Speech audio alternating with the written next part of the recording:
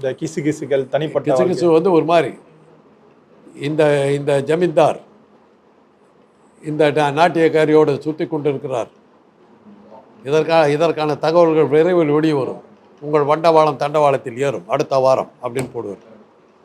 உடனே அவங்க வருவாங்க, ஒரு அமௌண்ட் வாங்கிக்குவார், அதை நிறுத்திக்குவார். பிளாக்மெயில் பண்ணி வாழ்ந்துக்கிட்டு இருந்தாங்க. பொறுத்து பார்த்தாங்க. அவர் வால்டாக்ஸ் ரோட்டில், சென்ட்ரல் ஸ்டேஷன் பக்கத்தில் வால்டாக்ஸ் ரோட்டில் ராத்திரி 8 மணிக்கு ரிக்ஷாவில் வந்துட்டு இருக்கும்போது 4-5 ரவுடிங்க வந்து ஓங்கி அவரை கத்தியில் குத்திவிட்டார். எடுத்து அப்படியே ஜென்ரல் ஹாஸ்பிட்டல் தூக்கிட்டு போய் போடுறாங்க. சிகிச்சை பலன் இல்லாமல் இறந்து போயிடுறாங்க.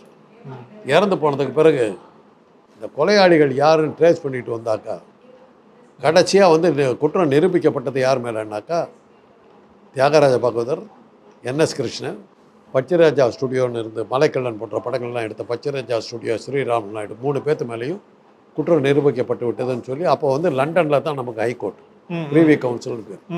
ஏன்னா பிரிட்டிஷ் கவர்மெண்ட் அவங்க வந்து ஆயுள் தண்டனை கொடுத்துட்டாங்க. ஆயுள் தண்டனை கொடுத்து ஜெயிலில் போட்டாங்க.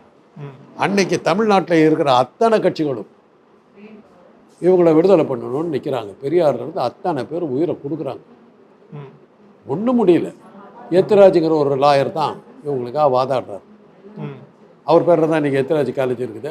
அதில் வந்த படத்தில் கட்டினது தான் அந்த காலேஜ். அவர் தான் வாதாடுறார். கடைசியில் எப்படி ஆச்சுன்னா, பொதுமக்களுடைய வேண்டுகோளை வந்து பார்லிமெண்ட், இங்கிலாந்து பார்லிமெண்ட்டில் வச்சு இந்திய மக்களுடைய கோரிக்கையை ஏற்று அவங்கள விடுதலை பண்ணுறாங்க. குற்றமற்றவர்களின் நிரபராதின்னு விடுதலை பண்ணுறாங்க. இந்த ஒரு வருஷமாக நம்ம ஜெயிலில் இருந்துட்டாங்க. 2 வருஷம் கிட்ட. 2 வருஷம். பாகத்தோடைய மார்க்கெட் அப்படியே மாறிச்சு. அந்த நேரம் பார்த்து சமூக படங்கள்லாம் வர ஆரம்பிச்சிருச்சு. கதாநாயகன் பேண்ட்டு போட ஆரம்பிச்சிட்டாங்க.